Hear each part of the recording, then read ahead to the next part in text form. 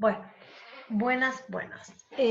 Ahora vamos a hablar un poquito de la anatomía económica y el transporte de partes esqueletarias. Vamos a hablar un poquito de marcos de referencia, que es lo que les mencioné al principio de la clase anterior. Cuando hablamos de anatomía económica y transporte de partes esqueletarias, pensamos en qué decisiones se tomaron en el pasado respecto al transporte y consumo de partes de una presa.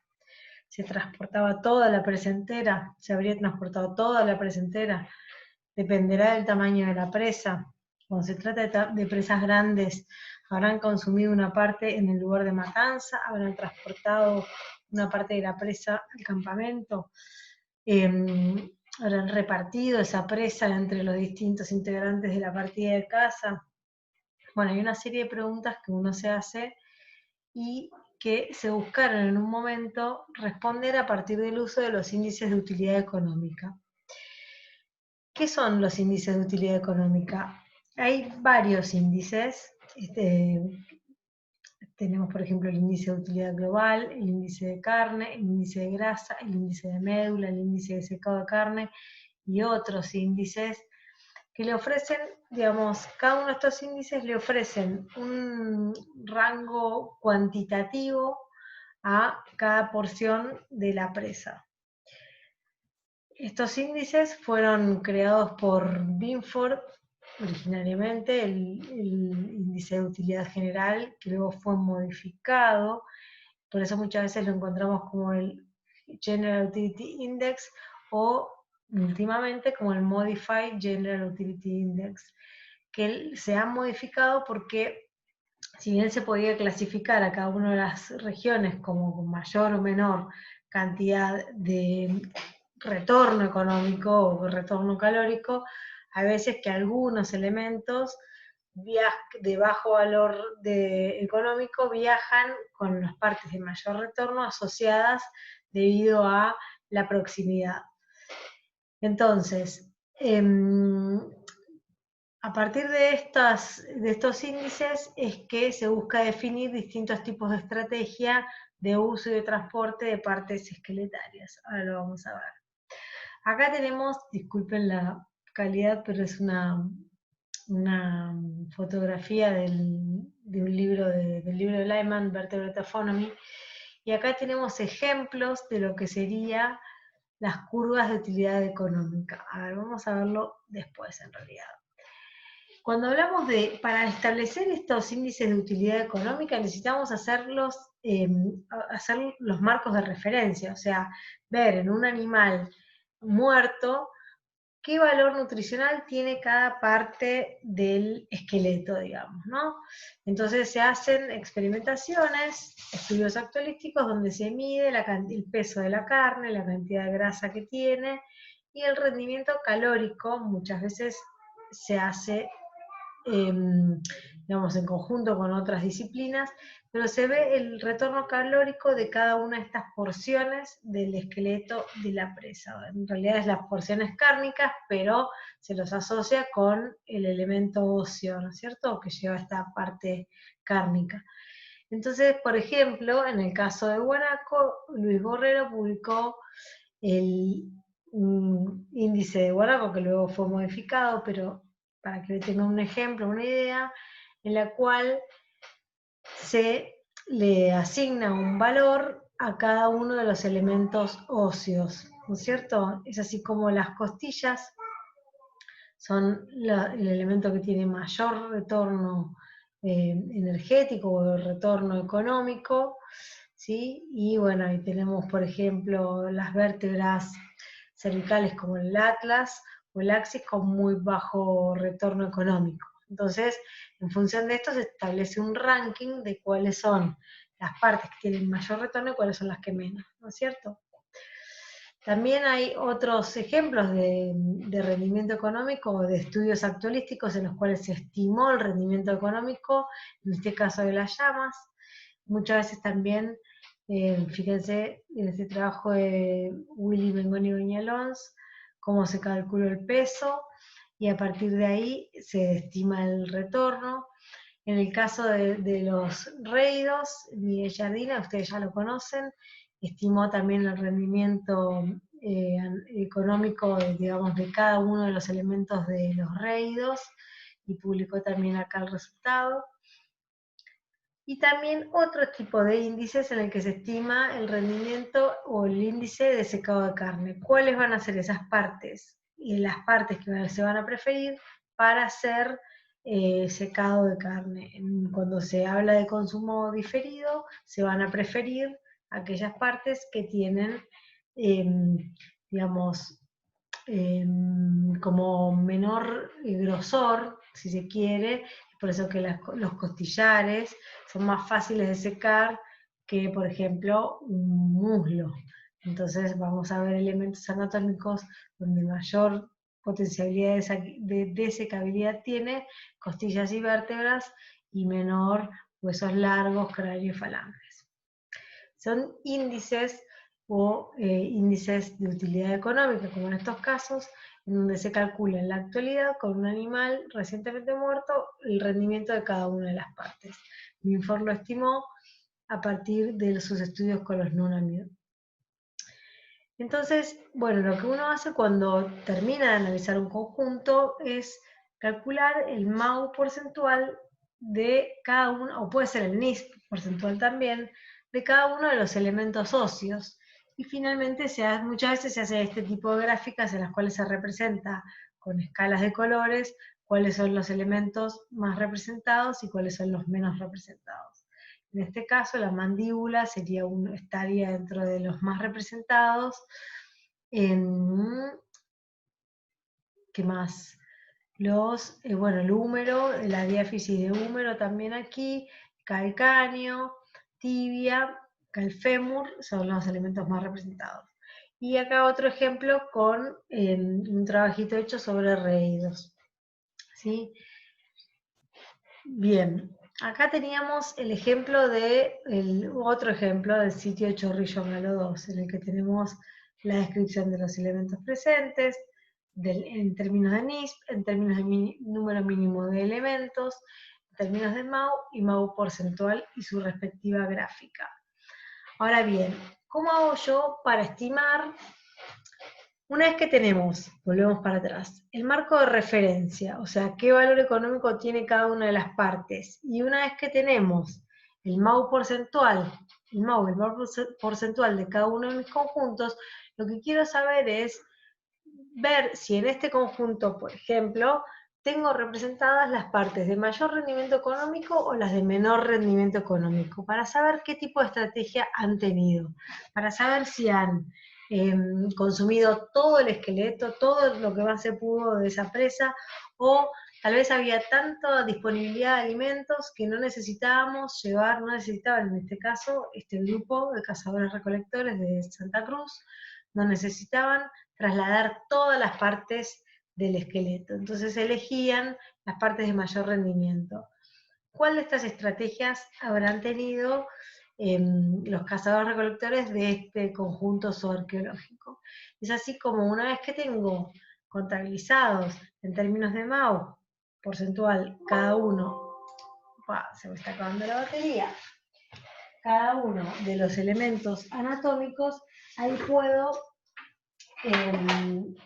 correlacionar los índices de utilidad económica. Y ahora vamos a ver un poquito el paso a paso de cómo se hace esto. A ver, antes de que... Ahí está. Bien, vamos a la siguiente. Bueno, lo primero que hacemos cuando tenemos ya contabilizado, en este caso se trata de huesos de guanaco, entonces yo quiero ver cómo han consumido el guanaco. Una vez que tenemos contabilizado el NISP para cada uno de los elementos óseos de guanaco, lo primero que hago es hacer la correlación con el índice de densidad mineral calculado por Stahl. En este caso yo lo realicé así. Entonces lo primero que quiero ver es si este conjunto está condicionado o no por la densidad mineral ósea. En este análisis yo correlacioné el NISP porcentual, que sería el equivalente al MAU, pero sin las desventajas que tiene el MNE y lo que hago es ver si tengo una correlación positiva entre densidad mineral ósea y presencia de partes esqueletarias. Si tuviera una correlación positiva, quiere decir que a mayor densidad, mayor presencia de elementos, por lo tanto estarían representados solamente aquellos elementos con alta densidad mineral ósea. En este caso, y por lo tanto, perdón, en ese ejemplo, si fuera así, tendría una preservación mediada por la densidad, porque lograron sobrevivir solamente los huesos con mayor densidad. En este caso, en este ejemplo que yo les presenté, no tengo una correlación positiva, tengo una correlación negativa y estadísticamente significativa. Quiere decir que este conjunto no está condicionado por la densidad mineral ósea. Entonces puedo seguir, cuando me doy cuenta que no está mediado por una cuestión de densidad, puedo seguir con el análisis interpretativo. Entonces me fijo si hay relación entre las partes presentes, las partes de guanaco presentes, y su utilidad económica. Entonces hago una lista de los elementos de guanaco y el índice de carne en este caso. Índice de carne calculado por Borrero, donde cada uno de los elementos tiene un valor económico. Y mayor, los que tienen 100 son los que tienen mayor valor económico, mayor rendimiento económico, y los que tienen números más bajos son los que tienen menor rendimiento en términos de carne. Porque fijémonos que acá las falanges tienen un valor muy bajo en términos de carne, pero si tienen un valor alto en términos de médula, ese es otro índice que podemos ver, no sé si lo tenemos para verlo más adelante en este PowerPoint, o bueno, si no en otro momento. Bien, ¿qué me dio la correlación entre el MAU porcentual de los elementos de guanaco en esta unidad, en este conjunto zooarqueológico, y el índice de carne? Si yo tuviera una correlación positiva y significativa, es que están transportando los valores de mayor cantidad de carne o mayor rendimiento económico. Pero en este caso tengo una representación medio difusa, y fíjense que la correlación da un valor de 0.17, o sea, muy cercano a cero. Si bien es positiva, no es estadísticamente significativa, y al mismo tiempo no es una relación muy fuerte. Entonces yo acá veo más que nada una estrategia bulk, algo que vamos a ver más tarde. Y aquí, en este caso, estoy analizando el índice de médula, de cavidad medular. La utilidad económica también se mide en términos de médula. Por ejemplo, aquí acá tengo la lista de los elementos con alto contenido de médula y el índice del valor de cada uno. El húmero tiene 40, un valor de 40, el fémur es el que mayor valor tiene, 48, las falanges 3, el calcáneo 2, pero solamente tengo los que tienen algo de médula. Y veo que hay una relación positiva y bastante elevada, de 0.4. Quiere decir que de alguna manera se han transportado al lugar o al sitio en que yo estoy analizando aquellos elementos con alto contenido de médula. Ahora bien, estas correlaciones entre las partes anatómicas y los índices de utilidad económica tienen algunos problemas que hay que considerar. ¿Por qué?